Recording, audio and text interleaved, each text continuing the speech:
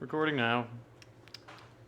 Okay. Okay, so I'll probably do some light video editing, just snipping this front part out. So don't worry too much. yeah, sure. Or not, actually. Nah, I'm gonna keep it at like 1080p. That'll be in there. Okay. So you said you had stuff to talk about capitalist realism. Actually, didn't you say you had something to talk about in regards to that, Yeah, historicism or history yeah, I had, and, but I mean, I thought you were gonna start with capitalist realism because you said you had stuff to talk about it. So wait, did I say I that? would, I What was it? would, couple my stuff with your stuff, and we would do a big stuff. I didn't have anything in regards to capitalist realism to say other than why it's a good book, and I definitely agree with some of the more recent notions I've been reading from it. I keep it in my work vest, so I'd have to go searching through my pile of clothes to find it. Hmm. Oh, but well, I mean, like, I don't know how to start these things. Okay, That's why I usually leave it for you. fair enough. Yeah. Fuck. There was. We made the notion of history is inherently destructive and based around death of the sort. And I brought up the one quote from the end of like the passage that we first talked about when I posted it in Complex Marxism. Let me see here. Yeah. It's I think it was the original passage, right? When we Yes, started talking to each other. yes, it was the ending to that one. I mean, like, yeah, the quote you posted, it gives a sort of meaning that like death is recurring, right? Death, as events keep reoccurring, also death reoccurs because of the whole thing you talked about how revenge gets into play and how fascism Oh has yeah. deeply scarred the world and stuff. I Hmm. mean, it's part of a mass. It's only like a small snippet of a massive essay in Minimum Morality titled "Out of the Firing Line." It's about World War II in Yeah, general, of but course. yeah. I mean, I didn't read it, so if I say anything wrong, you correct me. But this gives me based purely on the quotations. Uh, I believe uh, his idea is that death is reoccurring in history, right? Something like this. Mm, well, okay. We'll have to do a proper, reading of it. It's the logic of history is as destructive as the people it brings into prominence. Wherever its momentum carries it, it reproduces the equivalents of past calamity. Normality is death. Yeah, yeah. You see, he talks about past calamities, like how it keeps reoccurring. Deaths keep Well, reoccurring, the coming back people again. history brings into prominence, and with its momentum reproduces past calamities. I always, I had a very, I have one interpretation of this. Um, the way he ends it, normality is death. I take that as meaning the normal treatment of history, and like, especially if you focus on like the fascist obsession with history, is the part where he means like wherever it brings them into prominence, they carry with them like the death of like past calamities, well, equivalents of past calamities. And I don't think it's I that much see. as where he's saying history is killing people, but more the way we treat history as like It's going foundational to the to. present is what creates its reproduction. Okay, okay. See, I mean, well, it could be true. Mm, I'd have to think more about it, but well, my take is a bit different. My take's more based on the Boer because it's basically states the following: what man builds, history depletes. What man builds, history destroys. The thing about it is that history inevitably leads to nothingness, and nothingness is death. So, as we die, as I said, as I quoted the Hermetic principle, as below so above, as above so below, the opposite, whatever. Um, as we die, as individuals, we die. We go to no matter what we do, no matter what choices we make in life, we all die, no matter what, right? It's the only true faith, uh, true fate, not faith. I'm sorry, true This is fate. this is some What? Nietzsche-esque nihilism over here.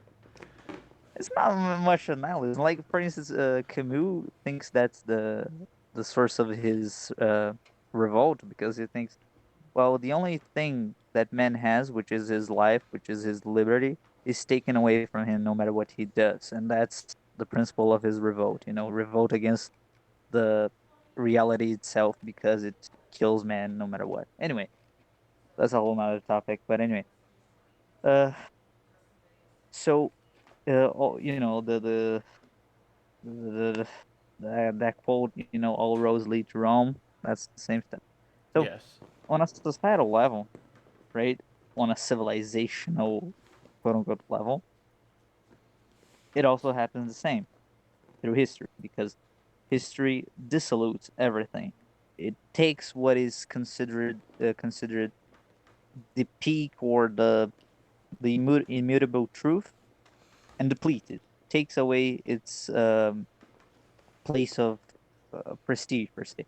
Like Debord, for instance, when he talks about the French Revolution, he says how the revolutionaries threw the old regime to history, to the place of history, because it's now broadly recognized as a historical point in existence, something that is arbitrary, something that happened and does not longer happen, doesn't happen any longer. Yeah, okay. Um, so the idea here is that when a certain system comes into play, and establishes itself as the main system, the main structure of reality, it self asserts as immutable truth. It self asserts as essential, right, to the very fabric of the universe. But when the historical action comes, when change changes happens, it all goes down. Foucault, in one of his classes, he says a very interesting quote. I'm not gonna say it exactly how it was because I don't remember it 100%, but he basically says the following: History is mischievous because it takes away all the grandiose it gave at first. So history gives grandiosity, and also takes away. It's mischievous, and that's the whole point, I think, to establish history as the dissolution of man.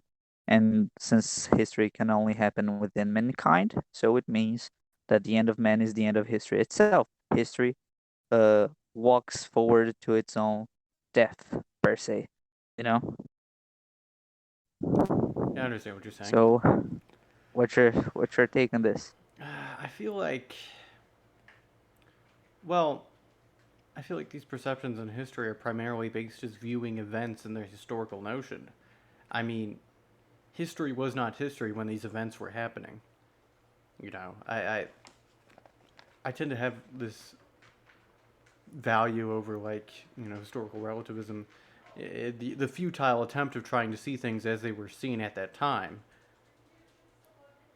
I I don't think all history. I mean, the notion that you're getting at here is that history is an extension of chronologizing society, and society is an extension of the human social sphere into a civilized order, dies the same way that, you know, humans die.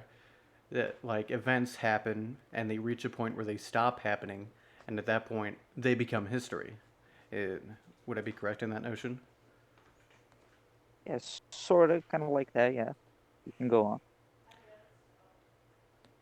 And I don't disagree with it,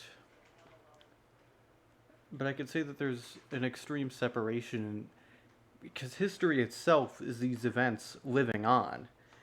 History is the afterlife of these events happening. Whereas I don't think mankind could ever be granted such a thing. Even if mankind was entirely annihilated at this point. There's enough remnants left that it would take the ending of the universe to truly delete the afterlife of human history. So you mean like uh what we live as a civilization, as a species, like books and stuff like this? You mean something of the sort? Yeah, even if like every human like died right now, we have a whole bunch of satellites up in orbit. There'd be some sign of our own existence. There'd be some remnant of the past. It would be far from complete, just like average history. I tend to come up with this notion of that like,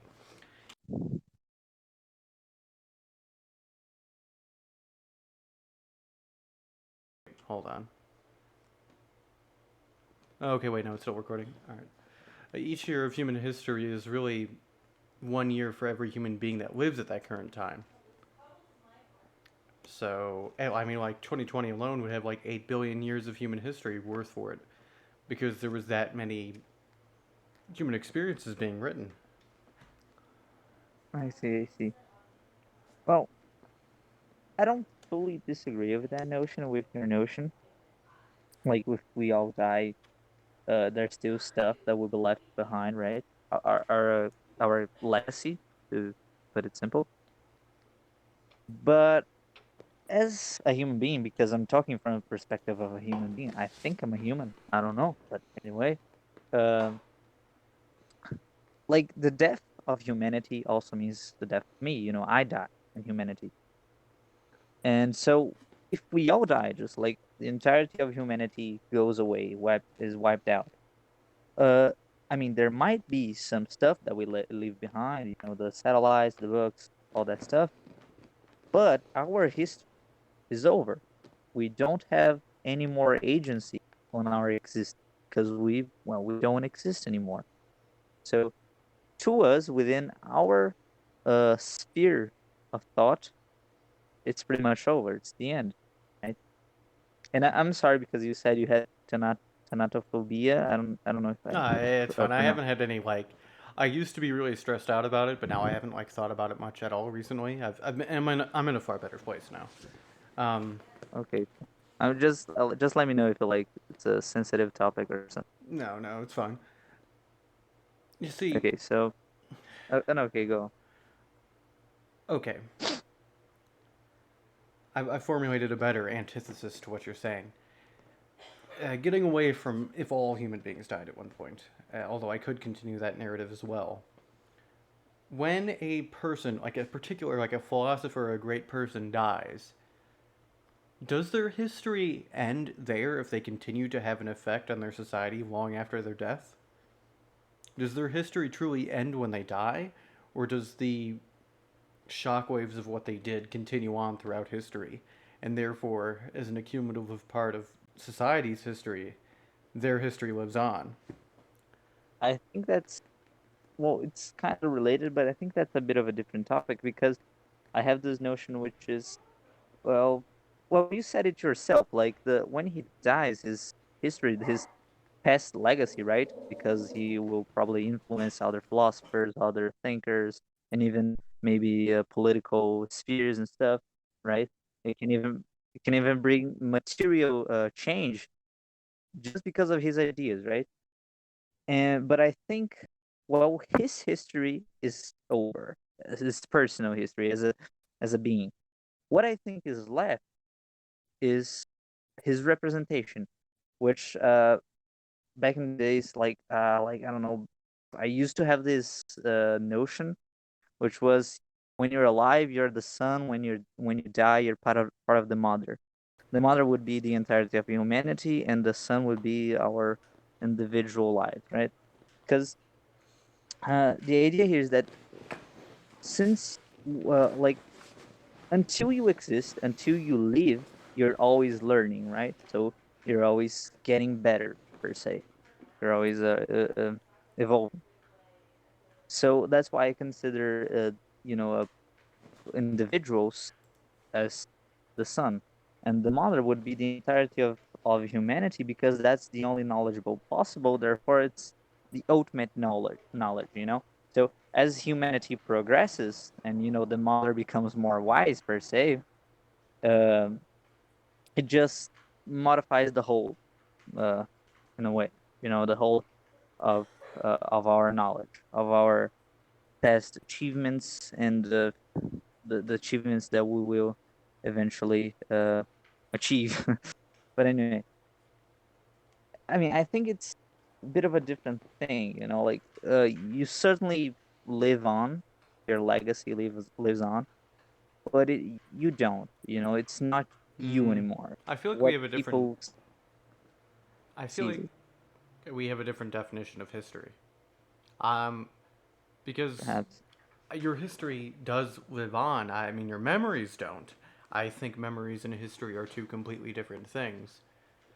Memories are sort of this non-rigid, malleable yet innerly personal structure, whereas history is an outwardly chronologized piece of information. History is more or less equally fallible in nature to memory, but it is in constant access of others. Even if you continue to stop producing history through your own conscious nature, I can definitely, I mean, the people we even reference now are continuing to make history long, long after their deaths. But do you see how this history is exactly the dissolution? Because it's like it happens all the time in academia. Basic principle, pretty much. Because you have like a certain idea. Okay, so a certain philosopher, he comes up with an idea, and he produces a lot of works and stuff, a lot of ideas, and he dies, and his legacy of works and books and stuff lives on. Basically, Well, ever. Yeah. yeah, yeah, but that those books will now be thrown into the realm of history because they will be now considered not as immutable truth, but as contingent truths of a certain time period. So when we look at, like, when you read Nietzsche, for example, I love Nietzsche, but I also don't like him in many ways. But I'm historicizing him because at the time when he wrote, he probably thought that all his ideas, at least for a certain book, he was writing at the time, he probably thought those ideas were the correct ones. But now, as we evolve past his uh, his books, past his notions, we know now that his ideas are quite arbitrary. They're a product of his time. So I think that's the dissolution. Because we we look at something that was at some point considered a a truth, and we take away its truth value. We negate, it's that's why I say history is negation. We negate that which comes before, Hmm. and I don't think. Okay. So what you're saying is the kind of like like Nietzsche's works were relative to his time. They were considered more immutable when he came out with them and more immutable to himself. But after his death, they became less so as times went on, and there was far more interpretation based on his work than his actual work itself. I don't think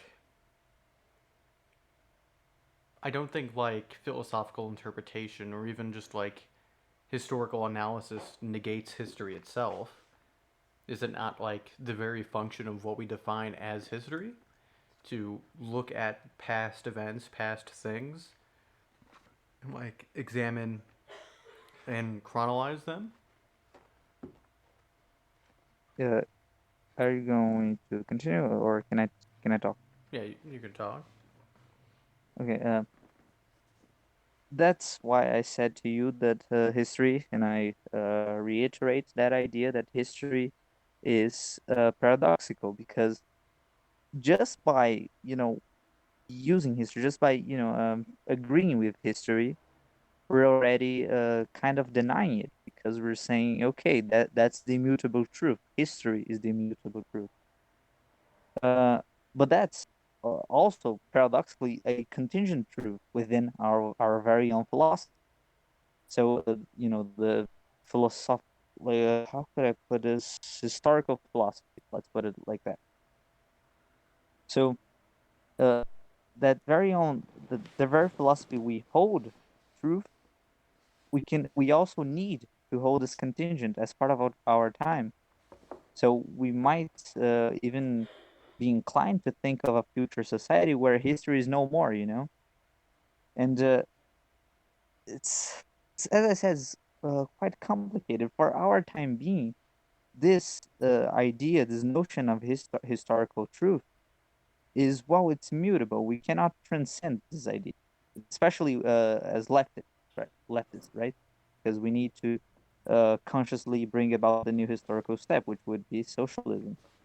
But uh, but our very philosophy also, also is aware of our limitations, of our contingency. So, for now, as in a more active and direct way, we shouldn't be doubting our own philosophies. We shouldn't be doubting our historical approach to existence. But as time progresses and, uh, future generations come by, then they can start even historicizing history itself. It's, I don't know, it's the future will hold something. I really don't know what's gonna come next. Hmm, I'm I just, talking from a limited perspective. But go right. on. Okay. You see, I still have like a big problem with your idea of this global acceptance of history. At this point, we're going to like the ontology of history because it's very clear we're treating it as an object at this point, as immutable. Um, I think once we accept, most people in academia will accept history more as globally history as a concept and individual pieces of history as recollections or chronolizations of past events that are inherently subjective. I I think only really in the realms of like public schooling and those who wish not to educate themselves beyond that is a lot of historical events, like individuated events, treated as like immutable. There's a lot of perspectives to these, and I just don't see. Maybe I just don't understand what you're trying to say is like what you're treating history as here. I mean, Mm, history globally is the past that led up to this moment. Events and separated presences, times, different times all wrapped up together, times that maybe be aware of each other or unaware of each other, collected You in. mean like the universal history, Yeah, there was. the entirety of humanity? Yeah, it's not really a united object either. It's just It's not recollections and like chronolizations of okay. past events. I As a universal object, it's far from immutable. I mean, people who call themselves historians focus only on very specific parts of it. And whilst I still must agree with the notion that there are people who treat the concept of history as immutable and treating it as an object inappropriately, leading to, I mean, as I said far earlier, that like a lot of, it's a big thing for like fascists to focus on like, uh, Orwell brought this up. It's a fascists always like to ask the what if question, like what if this Spanish Armada won like the naval battle in like the 30 in the one war or whatever. They're always so focused on like what if history had been different, like alternate history, inherently because they're so focused on history, attempting to like learn from it, only to redo history but better, as if the future of humanity itself is based within its history, which I fundamentally disagree with. Well, that notion seems to be like it kind of what is I forgot the term. God damn it. Uh, that which will inevitably come. What is the term? I forgot.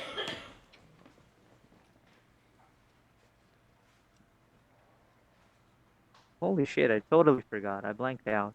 I mean, This brings me. I haven't read enough Dialectic of Enlightenment to really go deep into this topic, but the primary thesis of Dialectic of Enlightenment was cultural memory in the present, how we treat and look at history and what it affects us and what it causes us to do.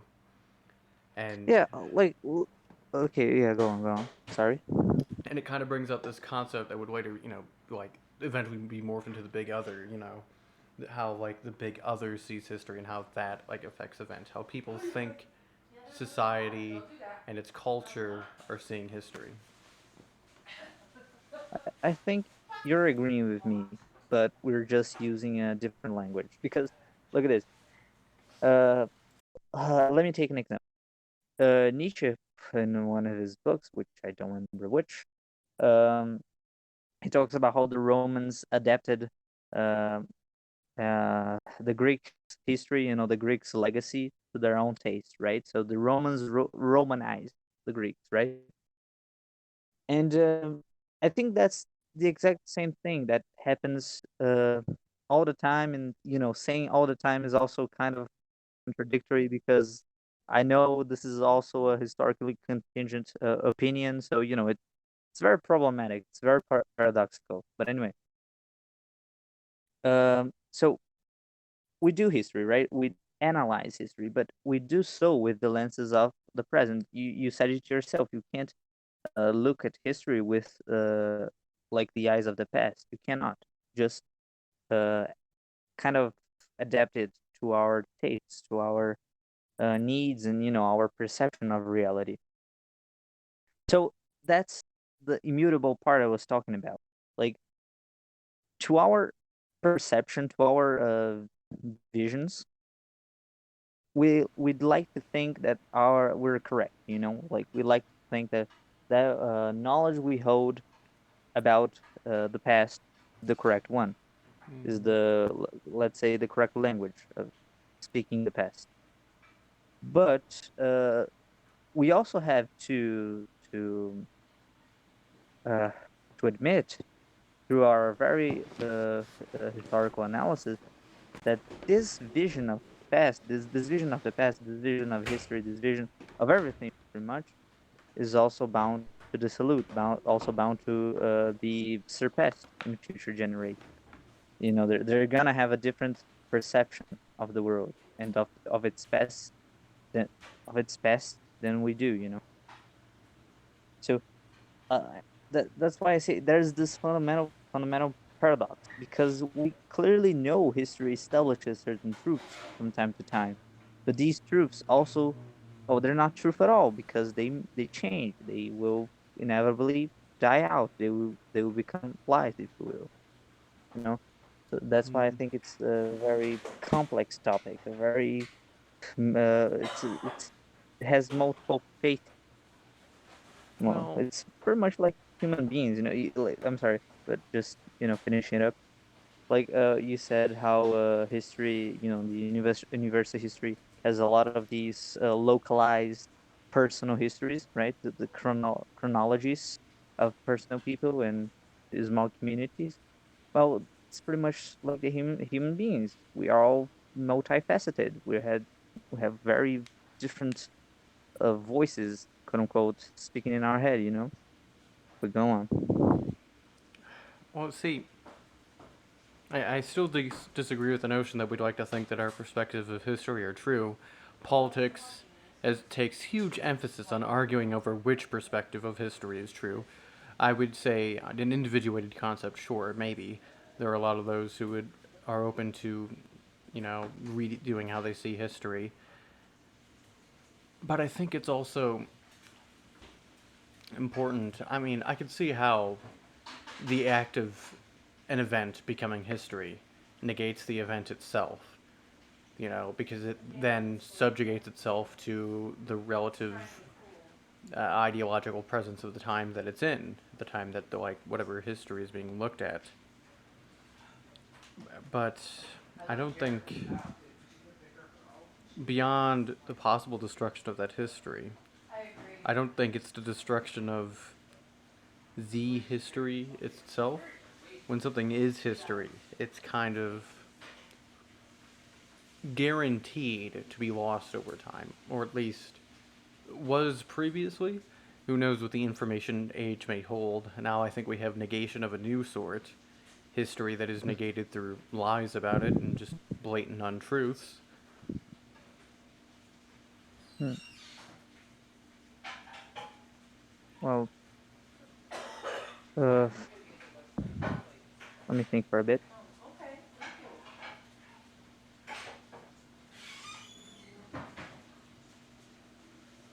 Oh, let's put it in a different way. Let's say that our interpretation of history will die out, right? Because you said, okay, history doesn't die. As I said, it's also paradoxical again, because it's like the skeptical paradox, right? Because if you doubt everything, then you doubt the doubt, and you stop doubting.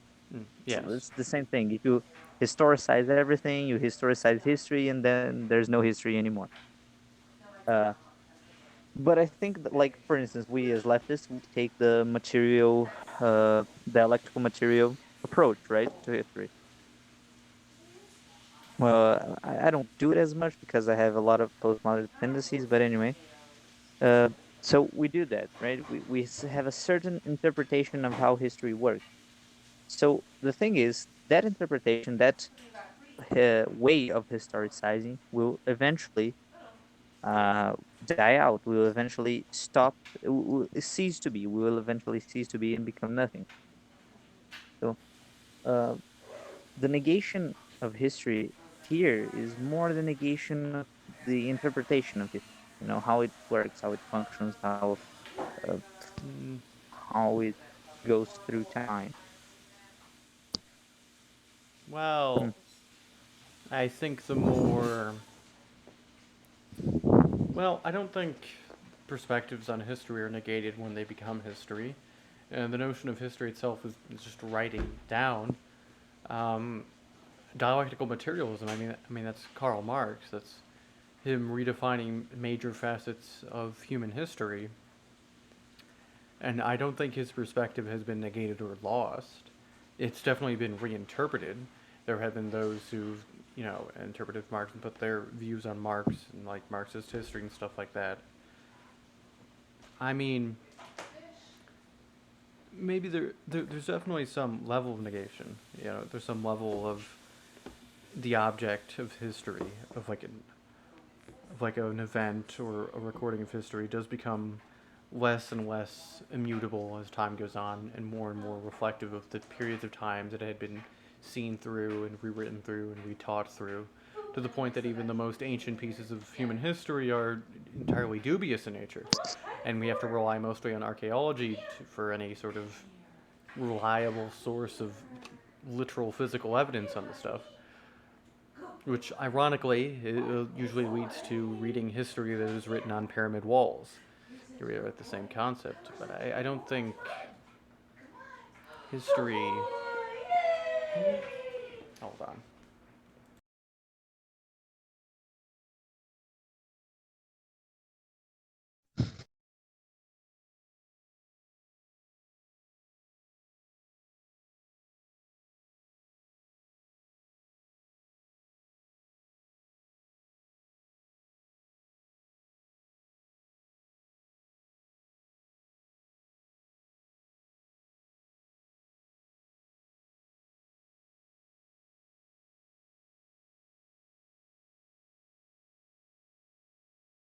Back.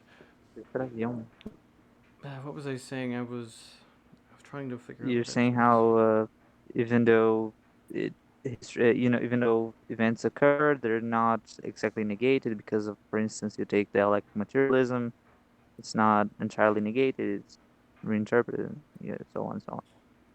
We're talking about this. There's certainly layers of abstraction overall. Um,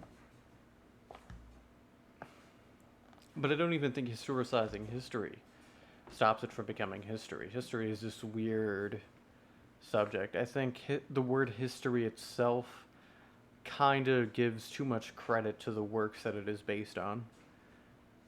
Perhaps it's not so much that we're subjectifying objective facts, but rather that we are trying to objectify subjective recordings. As history, what is even labeled as history, is based on the time that it occurred. People say this will go down in history, but they don't know how it'll go down in history. They don't really know how it's going to be history. They just know that it eventually is going to. And Eventually, going to be historical. Hmm. it's, Hello? Okay. I mean, crap, I lost my train of thought.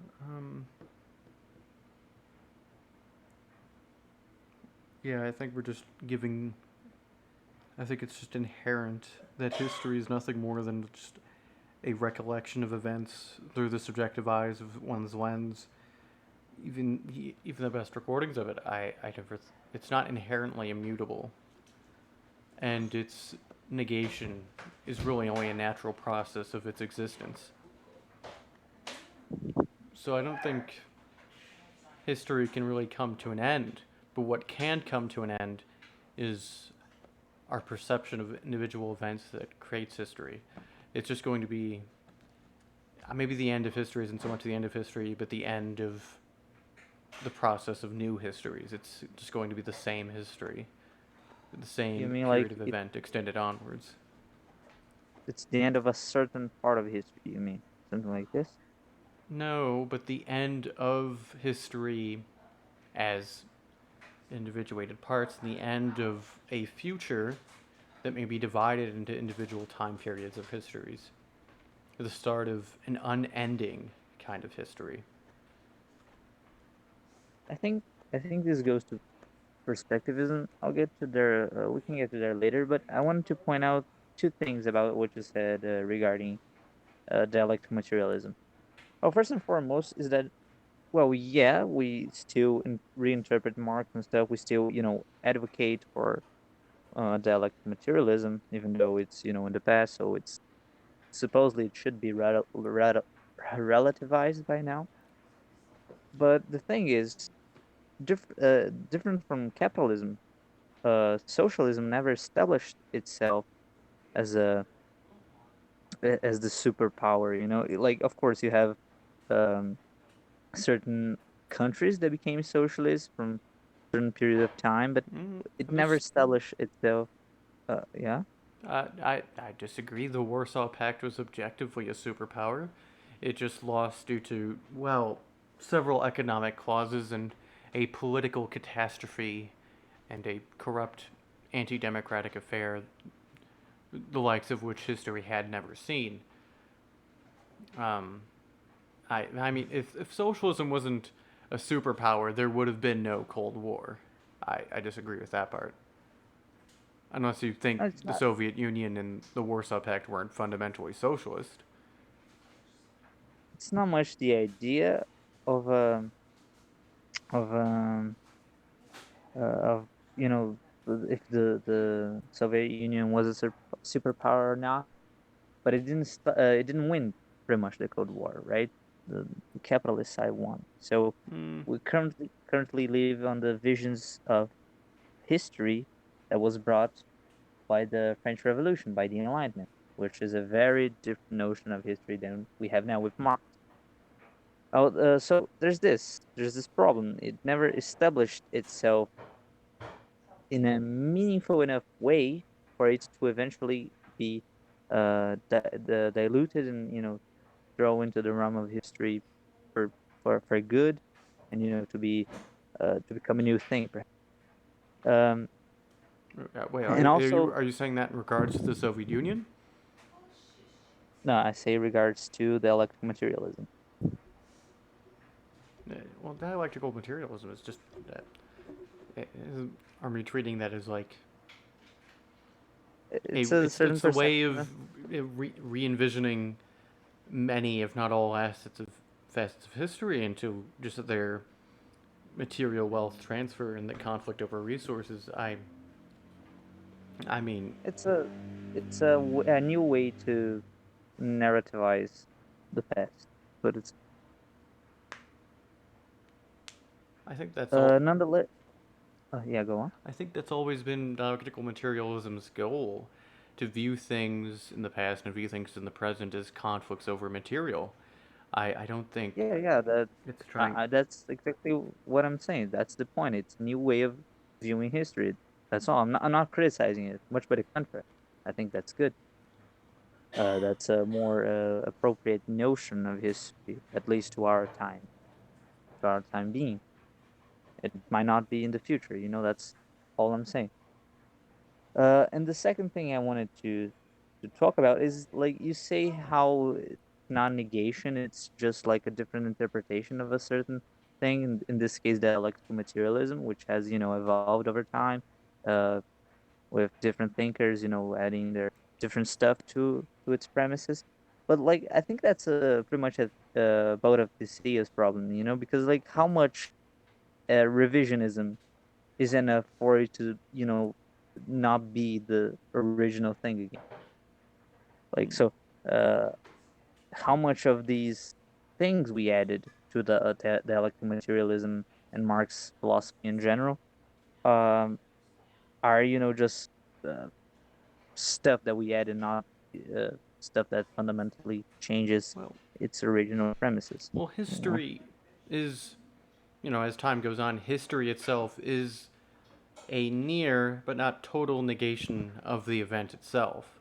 I mean, I don't think history, like, historicizing history does partially negate itself, but I don't think, like,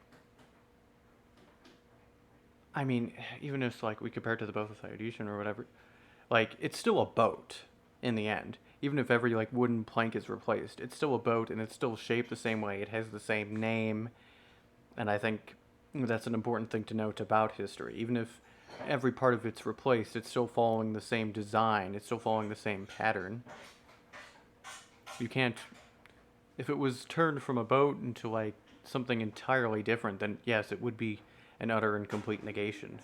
But there's the core fundamentals of any event when that event comes into history, even if that history is lost to be later refound or only partially refound, they can't really be entirely lost. Like even like the Bronze Age collapse, which we don't know the greatest amount of, there's still enough history there to know that there was a catastrophe going on, and that there was massive wars and famine and earthquakes and droughts. You know, much of what really happened is gone, eroded away with time and with history, but the Yeah, but core that's of the concept itself remains. yeah, but that's our current contingent historical perspective. We think it happened this way, and we think we're right when we establish I don't think anyone thinks they're certain. inherently right on the Bronze Age collapse. Everyone offers their own interpretation based on like whatever evidence they can find on it. Yeah, the evidence, interpretations of history, especially that far back, don't propose themselves as being right. They propose themselves as interpretations, which inherently But subjugates itself to the subjective realm of thought. yeah, so it means that no matter how much evidence we gather about a certain historical event, for instance, we won't be able to transcend our very historical limits, which is the present, of course.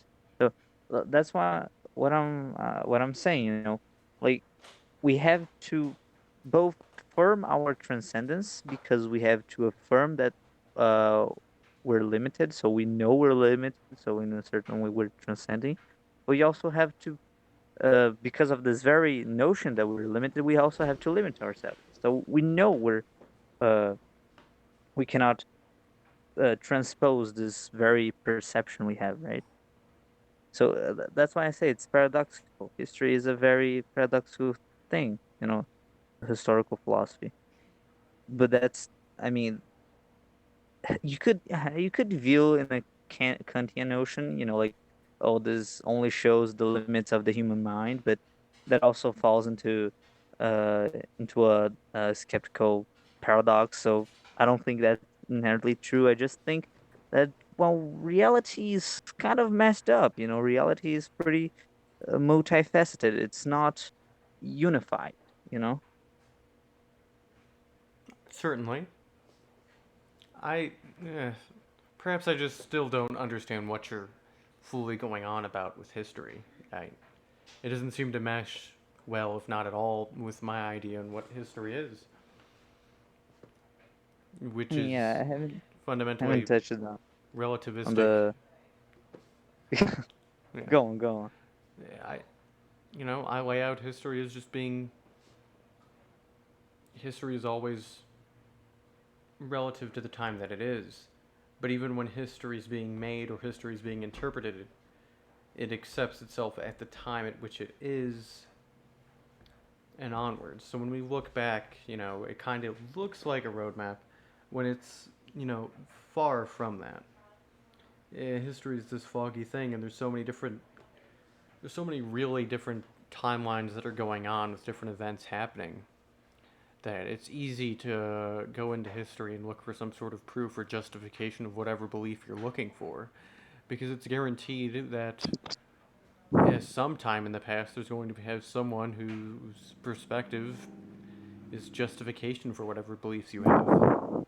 Like, it's just a well-known fact that like the Nazis based a lot of their ideology on redacted and edited works of Nietzsche. Yeah, I mean they were all wrong and they were all mistranslations and stuff like that. But it's proof of a notion that that history can just be revised as time goes on, but it's not like fully negated. I History itself remains an object. Like Marx will never stop being Marx unless we just forget his name, unless we go through another great catastrophe, and the only thing that emerges is dialectical materialism and communism.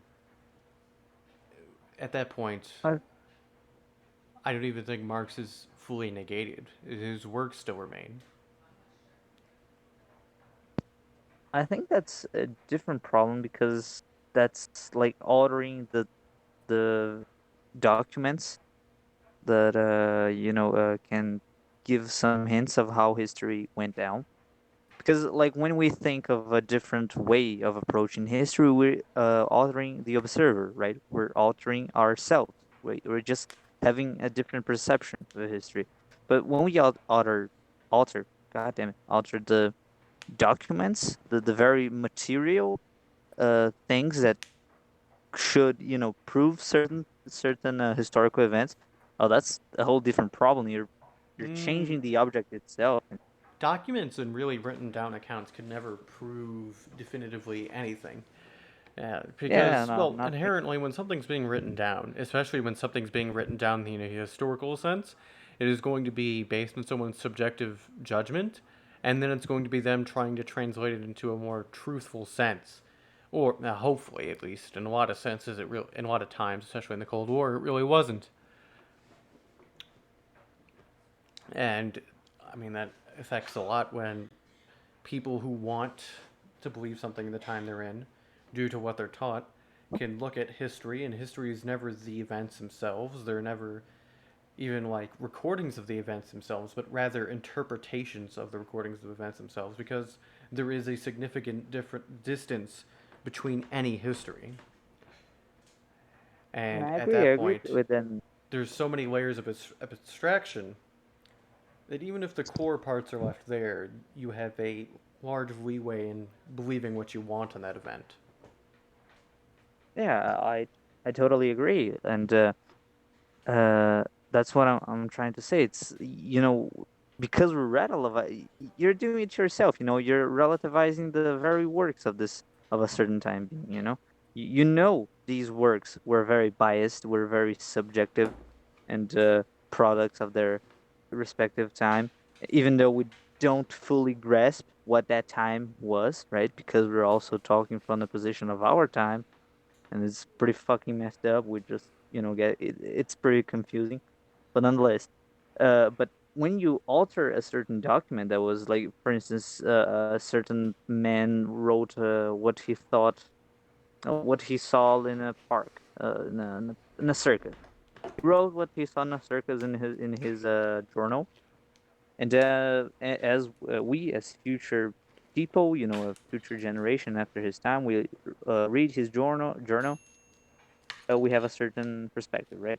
Well, that's one thing, but if we alter his words, the very material of the book, which we kind of do when doing translations and stuff like this, if we do so, then it's a whole different problem because you could, like Well, what you mentioned about Nietzsche, you could pretty much justify your own beliefs by pretty much changing the past. So again, it's like 1984. well, I'm except citing for like books. the internet's inherent capabilities, that's kind of an unsolvable problem. Like even as you said, translation.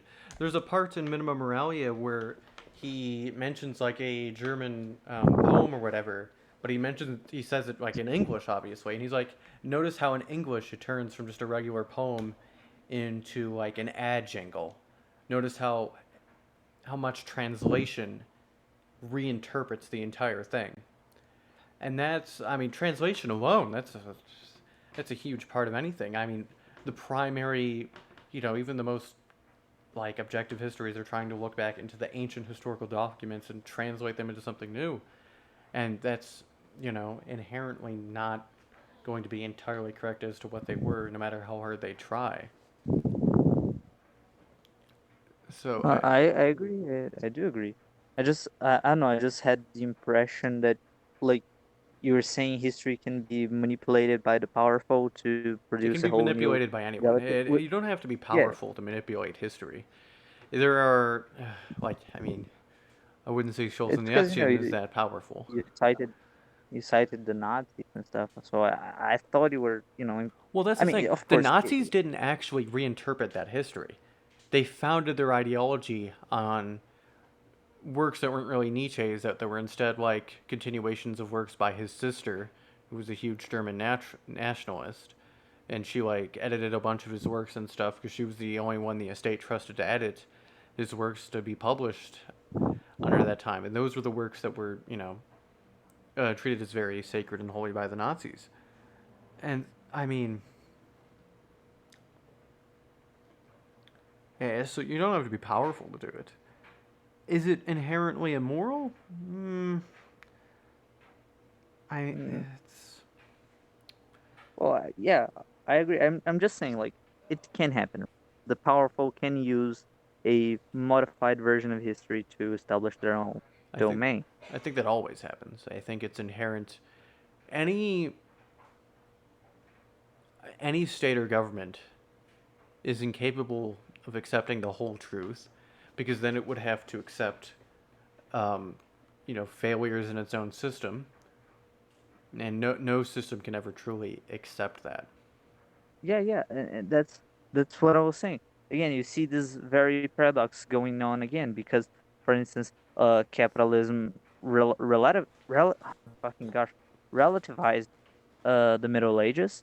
It transformed into this notion of a barbaric time that was very arbitrary, and we moved past these times. So the Enlightenment uh, modified. It drew the the immutable truth of the old regime, the old world, and into the realm of history. So uh, it in a certain way it negated, right? It negated the very truths, or at least the idea of the immutable truth of the Middle Ages, and yet established its own, which is that of the laissez-faire of the well, it's the whole quote by Mark Fisher. It's easier to imagine the end of the world than the end of capitalism because capitalism naturalized itself. It it, Exactly. it, it tells us, yeah, it tells us that it's immutable, that there's no going back now. There's no other way, right? So it ahistoricized itself. It's anti-historical. Capitalism in its current form is anti-historical or semi-historical because it still needs to keep going to offer this idea of oh, we're gonna achieve the perfect utopia where you buy things Oh, to oh, live that's right. happily I with. mentioned this itself, but it's not true history or progress, because it's always significantly like predetermined or pre-thought out. Like, a lot of our technologies were written in sci-fi books long ago. It's not really the creation of anything new, but the materialization of ideals that already existed. It's not real history, but a sort of recontinuation of already established history. Yeah, it's a quantitative history, as Debord puts it. Yes. What we should do as the proletariat, the socialists, is to reinsert our conscience of history and therefore bringing about the qualitative nature of history, which is we will now, as a conscious beings, and a conscious collective, we will bring about the next historical step, or we shouldn't. It's in our best interest to bring about the new historical uh, reality, right? So that's the thing. Uh, we capitalists, capitalism naturalized itself. What we're doing here is denaturalize capitalism. We're saying, no, you're not natural. You're not the immutable truth. No, you're part of history. We're gonna negate you. We're gonna dissolute you. So capitalism is gonna shrink. It's gonna die. I hope. Because by a very conscious approach to history, because we're gonna negate the truths of capitalism, and then we're gonna establish new truths, new immutable truths, even because of the electromaterialism and stuff, and yada yada yada yada.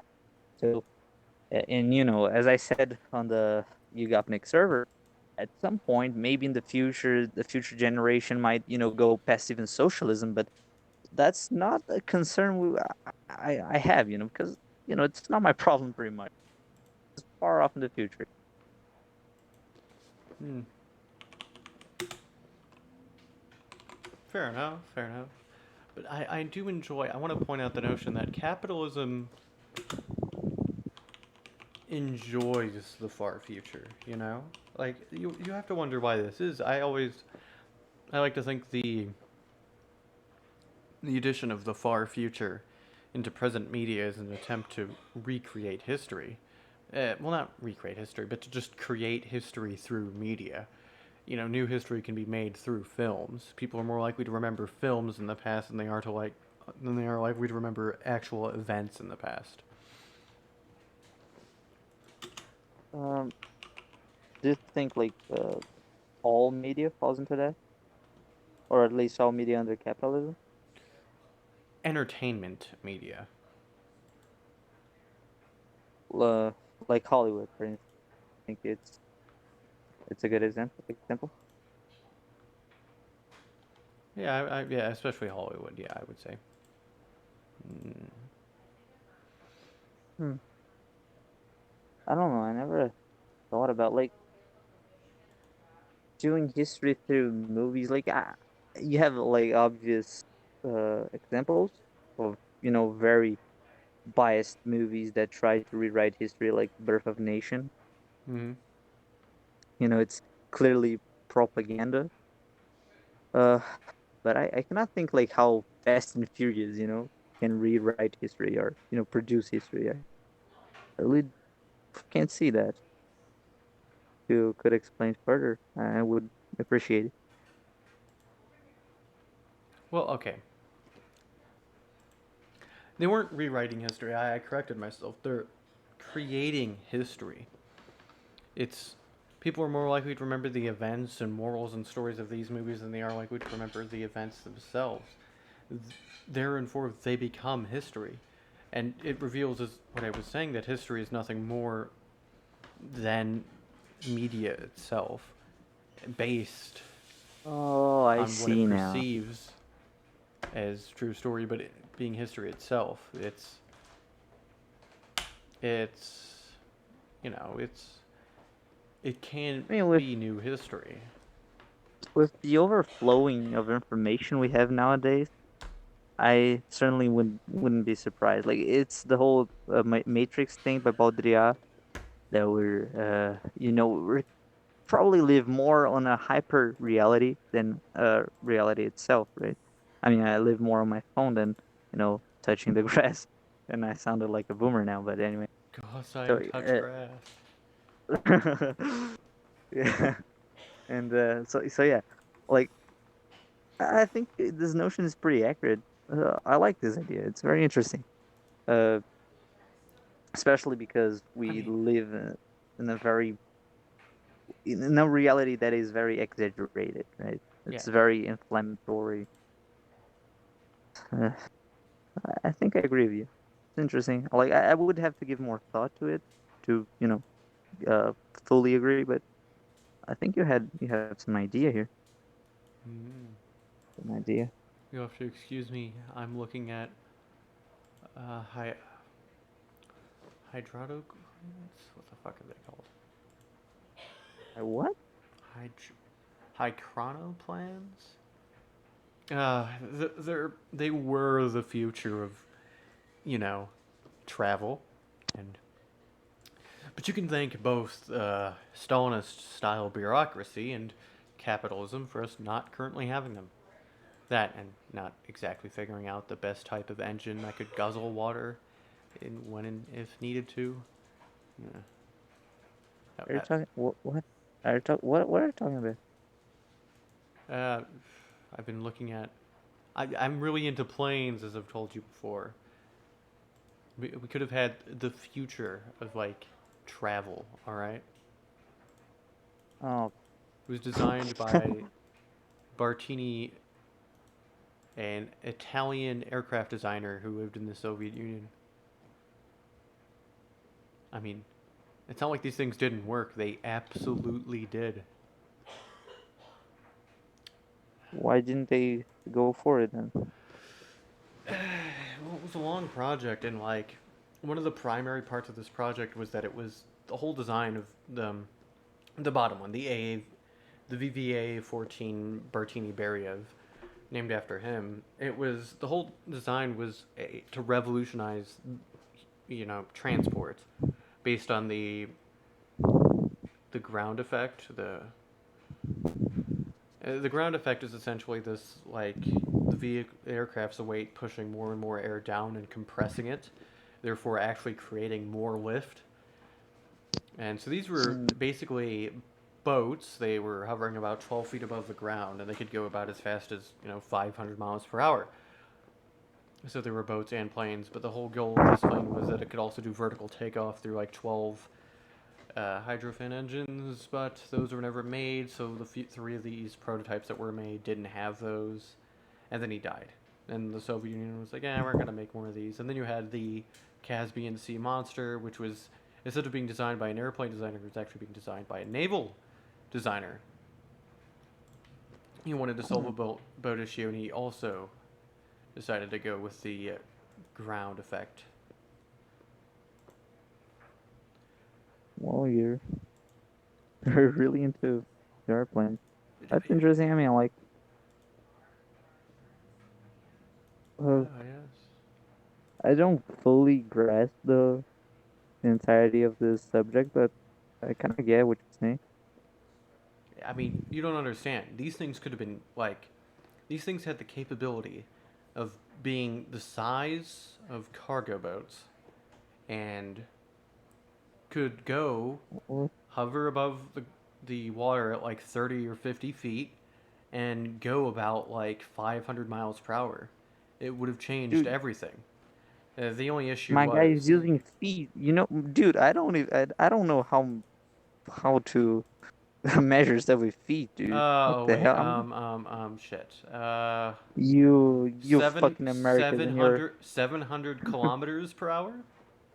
okay, that's better.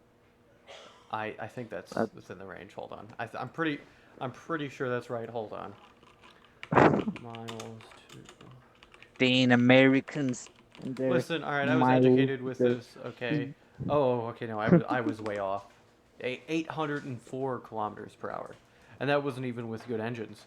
The issue was they never, with turbulent waters, the ground effect. Well, the ground effect isn't But dissipated at turbulent waters. There's just it needs to be larger with more leeway. There's always the would it issue with be starting for it with the way these things were starting. There's always an issue with like turbulent waters and like plane and water planes. But the primary issue with well, turbulent waters was water getting dragged up into the engines and killing them. were these designed to be for transportation or, cargo? Well, obviously, both designers, the naval designer and Bartini, came up with civilian uses and stuff like that. But the only thing the Soviet Union would have accepted was some military purpose. And so the only one of these that was ever built was like the Lund class. Well, the Lund Civil was designed, but then they just made a Lund class which could launch cruise missiles. They built a bunch of other I civil see. ones. There was a German scientist who built a few for NATO, but the NATO was like, "Wow, I don't care." Let's take a quick break real quick. I'm gonna make myself some coffee. Okay. Uh, See you real quick.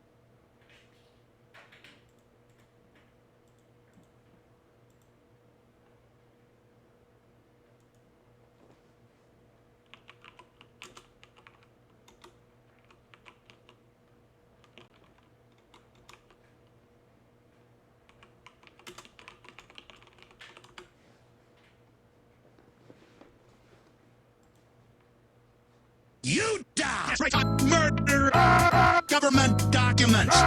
And I walk out and everybody goes, Alex Jones!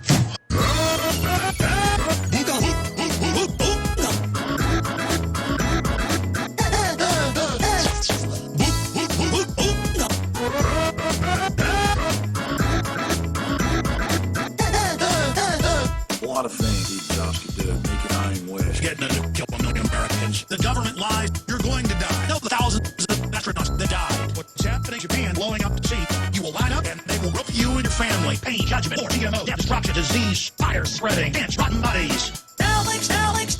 Alex Jones! Alex! Back. Hello. And slash! Hold on, wait. Keep rolling.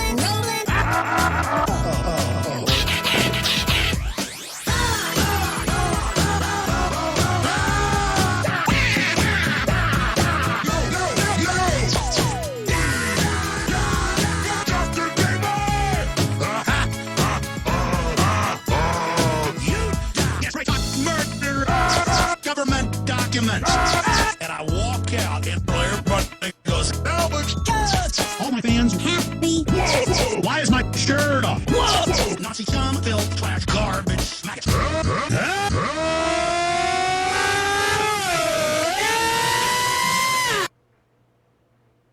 A booga hooga hooga hooga. Hi, wait, what were you saying? I said nothing. I just said I'm back. Oh, yeah, that's right. That's right, yeah. Whatever you do not watch the very thing I've just posted in general. Jones. It's pretty good. I've known about it for a long time now. God damn, I hate DZ.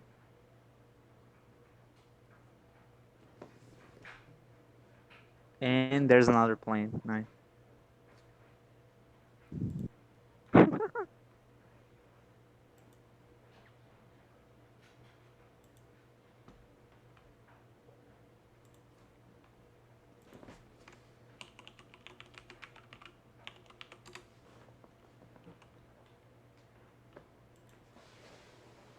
No circulation. So, what do we talk about now? Ah. Chrono planes are so cool. Well, enough of the water planes, I guess, and enough of Alex Jones. What was the thing? History. What was the else we're going on? A great man mentality. What even is the great man theory? I keep hearing about it, and I just assume the theory is as stated in its name, you know? It's the idea that history is made by great men like Napoleon. Yep, exactly what I Bismarck. thought it was. Yeah, that's such a fascist. Fucking. It's. Yeah, that's why I asked, because if you said you were proposing a great man mentality, like, dude, I would just block you and never talk to you again. Oh God, that's.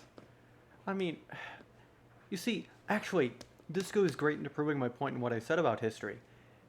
Obviously, the great man mentality emerges once an event becomes history, you know? Because, like, when an event is happening, there's way more than just, like, just one person going on. Everyone's having their own social spheres, and there's a recognized hierarchy of events. But when histories get diluted over time, the Macedonians get reduced to just Alexander. And That's true. And what is a great army simply becomes a great man.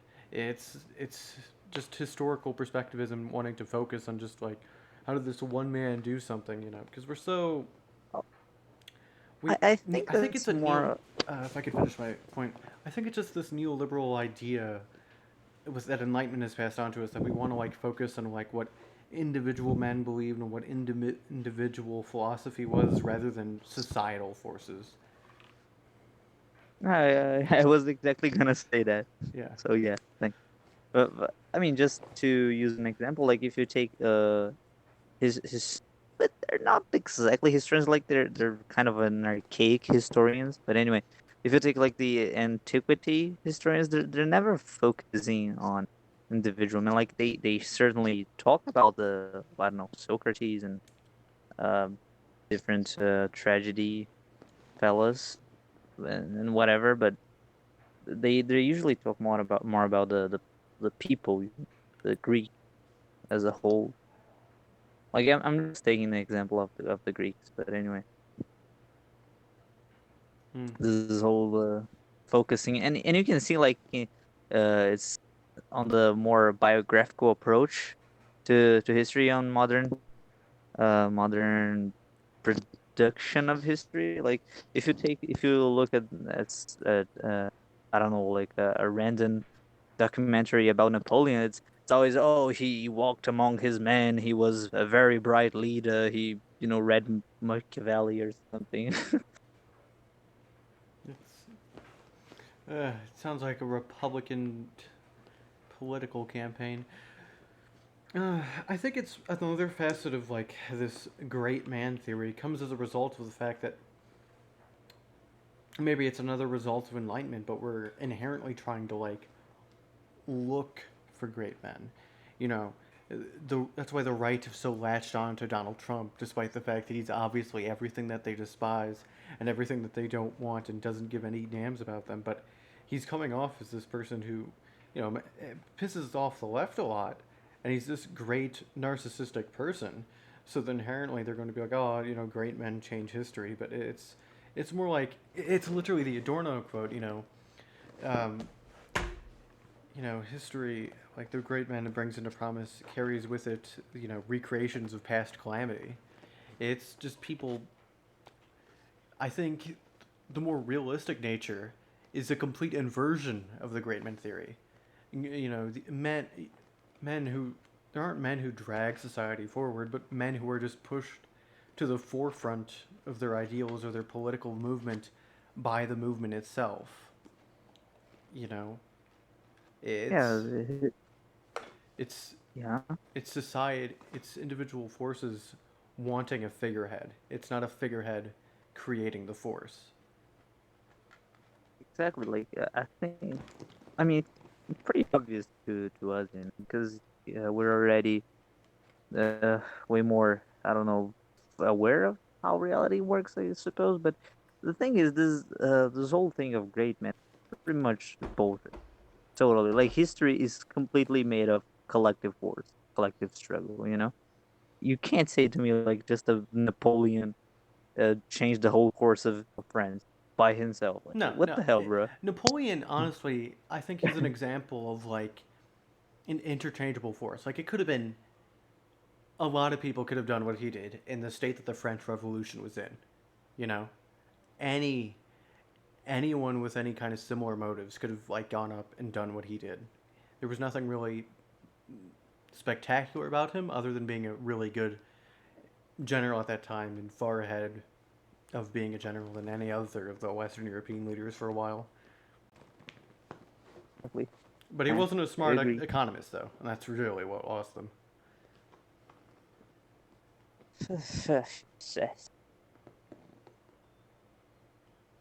uh,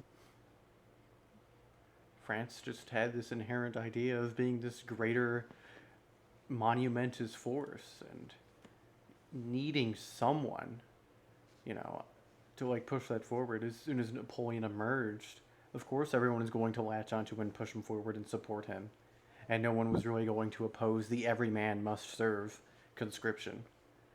'Cause, I mean, at I that mean, stage in the French Revolution, what else were they going to do but other than like set out and conquer? have this since the Middle Ages, pretty much. This kind of fetishization of individual, like Yeah. Foucault says himself. History for a long time was bound by notable points, so you only did the genealogy, the historical analysis of pretty much kings, queens, people who are notable. So like, we lost for a long time a lot of context for for historical events because we just focused on kings and generals and whatever. Yeah, it's something to think about, in the I future, like think maybe socially. it's like it ties in with media becoming the new history. Maybe and like history is a form of media and a form of entertainment.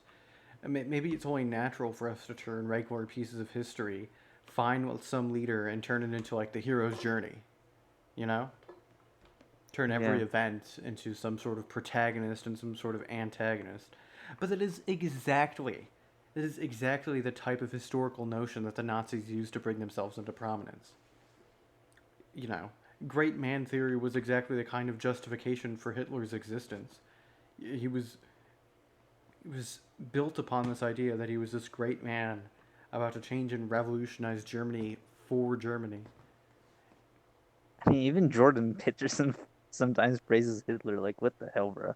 And we let this guy talk Because in public. Jordan Holy, Peterson is a Nazi apologist and obviously gets along well with reactionaries and neoconservative neoliberal types who are, yeah. they themselves, more than willing to be Nazi apologists under the idea And of re envisioning history because they know any situation where all the Nazis are evil, that means a lot of the things that they do are kind of bad, and so they have to, you know, skip the process, go right for the core, and try to make the Nazis look less evil, so they can make some of the Nazi things they do less evil. yeah, and I hate that Jordan Peterson writes in a rather obscure way, so when you try to point his flaws, it's like, oh no, you didn't interpret it in I a I correct way. I I didn't mean that. really his writing reminds me less of any sort of sensible writing, but more of just this obscure, overly verbose kind of just avoidance of all the issues. He's an incredibly It's good almost religious. he's an incredibly good postmodernist author. I'll Yeah, give him yeah. that. That It's like, dude, I always hear, usually from leftists, that postmodernism is, oh, it's too obscure. It doesn't, explain things fully. Like if you read a Foucault book, he talks about the same thing, page page after page, to fully integrate the reader into the truth he's trying to present. But and you take like Jordan Peterson, who's like supposed to be quote unquote rational. And his writings are obscure as fuck. They don't have any substance. They're all style. well, that's the thing. You want to know, like, if we're gonna get into like, very brutal dialectical materialism, Jordan Peterson is just a grifter looking for wealth, and the right wing accepts him because they can label him as a doctor, they can label him as a college professor, and so long as he reiterates all their ideological points under the notion of being a smart intellectual, they can make up for the obvious lack of any genuine intellectuals the right has had for a long time because they never had intellectuals. It was always just nobles who were educated who wanted to create new systems of justifying being nobles. That's true. That's true. So Jordan But Peterson wait, is ironically it ties into the inversion of the great man theory. There's nothing great about Jordan Peterson. There's nothing special about Jordan Peterson. He's just pushed forward by his following as being this great force. You know, indeed. he's And pushed as this. also, Oh yes, go on. uh, yeah, you mentioned the hero's journey and stuff like this. With the pedata- pedantization of the individuality, all that stuff we were talking about like a little bit earlier. And I think uh, you remember that director I told you about, Jack Tachi? He's French. Maybe. I think you might have mentioned one of his movies, and I was like, yeah, no, I didn't see that. Yeah, well, like I don't know if you could take a scene of that movie and to watch it like right now, just so you can get the gist. But basically, I think his movies are the very opposite of this idea of of a focused protagonist, who goes through the hero's journey and whatever. We learn to appreciate his individuality. Much by the contrary, the his movies are much about people in a collective sense. Like there's no protagonist. You have a certain, which I would like to say a causal character, which would be Mr. Hulot, which is kind of the protagonist. He's the one who causes all the funny moments, but uh, he's never the focus. He's never the central point. It's the city itself, the people who are living in a certain space, the films, the movie goes on to explore. So it's like always about the people, never about an individual. It's always people talking to each other, you know, having fun, maybe disagreeing with each other. Like when you watch, like look into a single scene on from one of his movies, you'll see a bunch of people doing different stuff, and none of them are the focus. None of them are being put as central point. It's incredible, really, and I love his movies. You should watch. Could you like post like a scene from YouTube in like the chat to like watch right now? Let me see if I can get.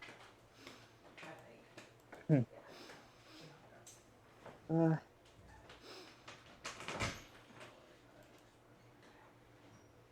I don't know.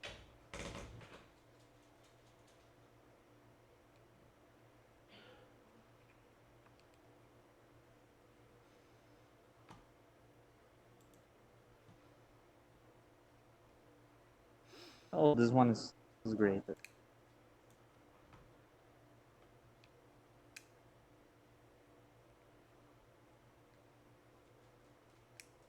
This one is a perfect example of what I mean.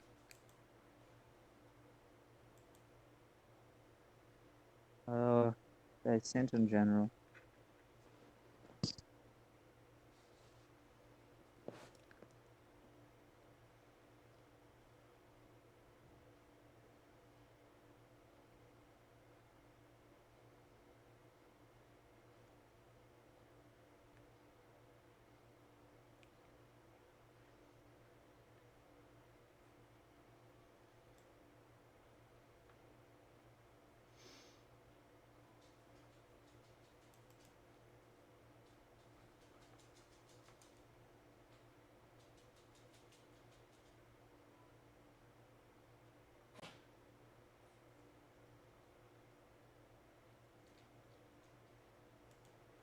Okay, okay.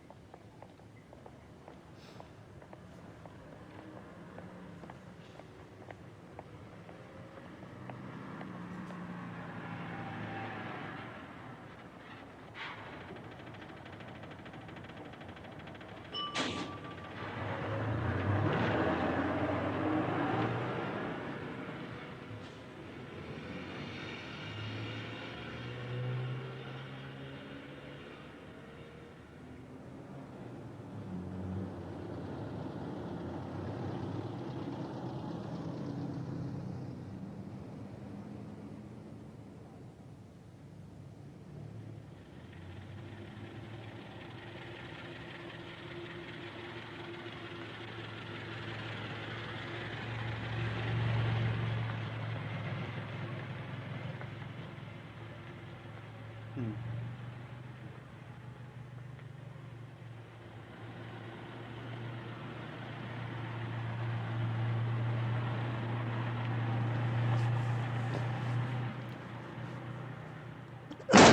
Yeah, this is too real. Everyone's watching the same thing on TV. Yeah, I actually think uh, from his first movie to his fourth, which is the one you're watching right now, I think there's like a very interesting line.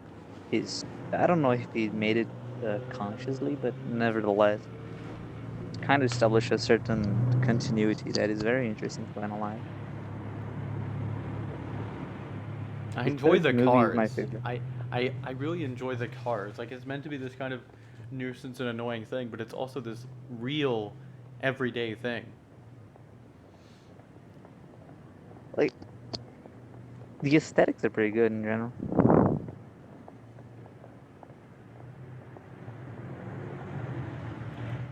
Yeah, that was certainly very Considering it's good. from There was a lot going on, but it considering wasn't hard to it's pay attention to what was going on.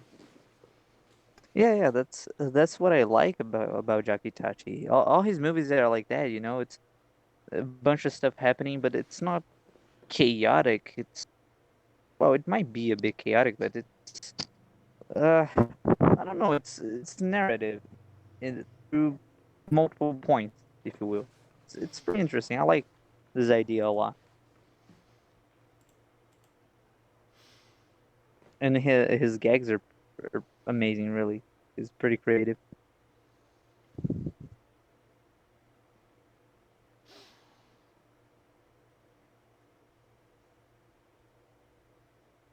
Hmm.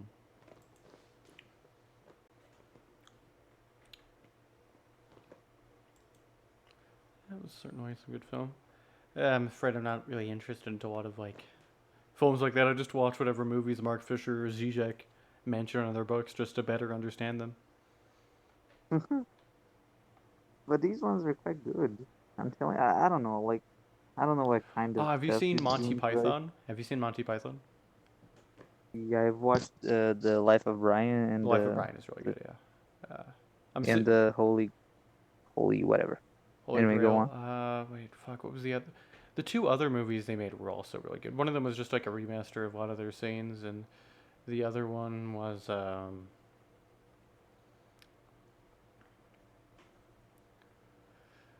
Was the other one was The Meaning of Life, which is amazing. It's pretty good. There's some flagrant nudity in there though. oh yeah, and Life of Brian.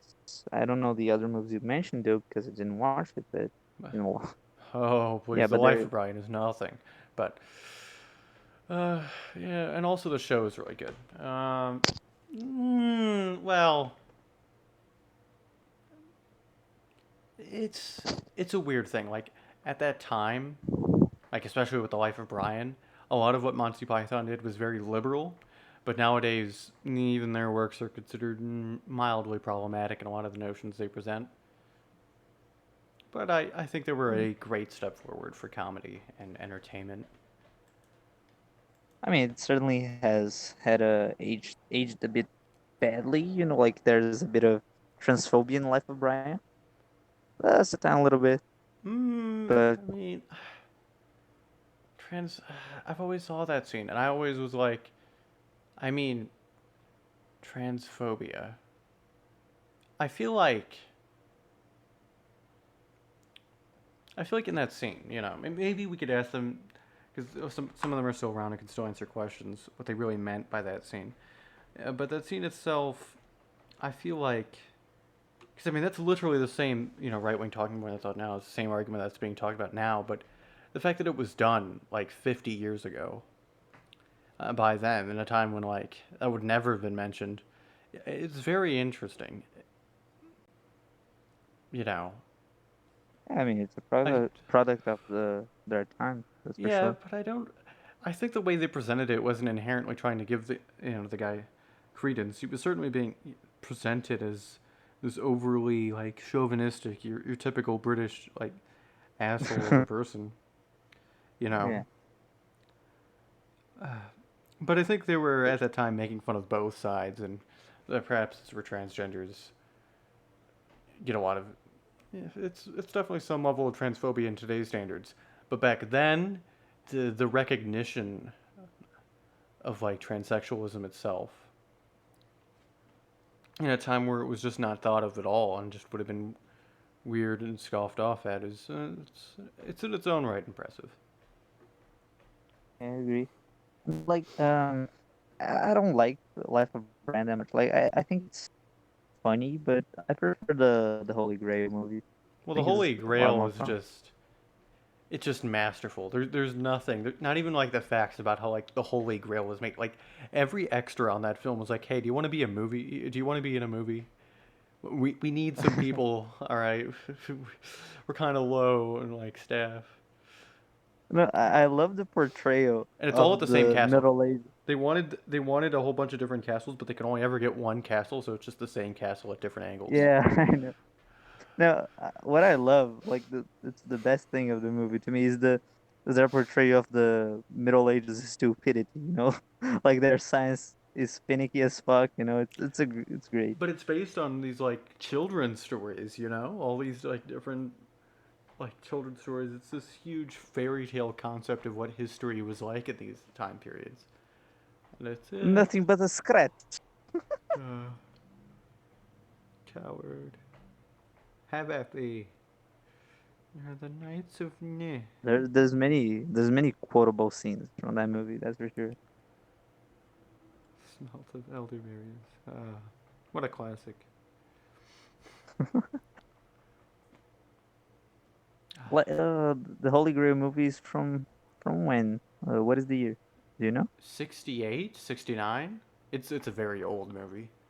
It's Okay, okay. hold on, let me look it up. It might be 71 actually or 72.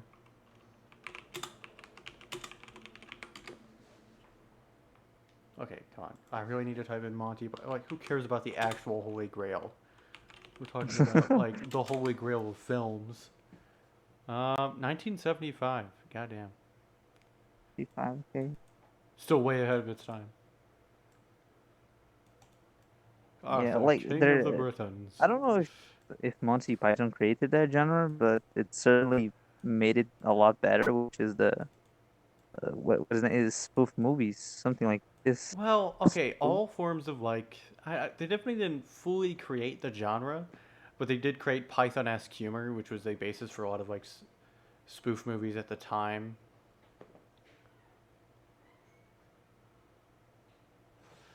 Uh, $5 million revenue. Yeah, that's right. They spent like nothing on the movie. They had like no budget. they just end the movie like, oh yeah, we don't have the budget to go on. Sorry. They're just all getting arrested. It's great. Everything that done in that movie is like ahead of time. Like the opening It's credits be absurd. the opening credits being in German is just hilarious. Like no one would have thought of that at the time, except for Monty It's Python. the it's absurdist as fuck. It's great. Yeah, that's why the humor is called Python-esque, and it's not a dying genre, but humor and comedy have evolved so much that Python-esque is no longer really a genre, but like a style of joke, of just this orderly randomness. Spam. I like that movie about the cop, uh, it's also a spoof movie. It's actually a series, a show, but there's also a movie. I think the movie's pretty fun. Not as much though, of course, because Monty Python is a lot better, but it's quite fun in life. Do you know what it's called? Uh, it's like nine something. Yeah, I mean, I think like, do you know that movie Airplane, which is a spoof of uh tragedy movies? I've seen it. I mean, see, I'm sure at the time Airplane was released, I would have praised the movie for being genius. But at this point, it's just been like every joke in Airplane has been said like 18 times. Everything's just been repeated so many times. Like the movie has truly been negated, just like history. It's just it. I can't experience the movie. I don't find it funny at all. Well, I never watched it. I just mentioned it because the actor, that actor with uh white hair, I think he's the protagonist. I'm not sure. Yeah, yeah, that guy. Yeah, he went on to do that cop movie I told you about. Well, I don't really watch too many movies from the period, so I still don't know it. Hmm. It's quite famous. I mean, you probably watched like a scene or two, but you just don't remember. I was gonna say something, but I forgot. God damn.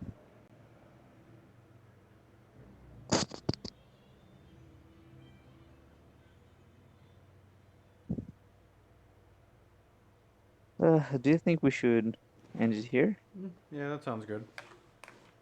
And an All right, enjoyable conversation. But even after that's pretty working good. like 7.5 hours today,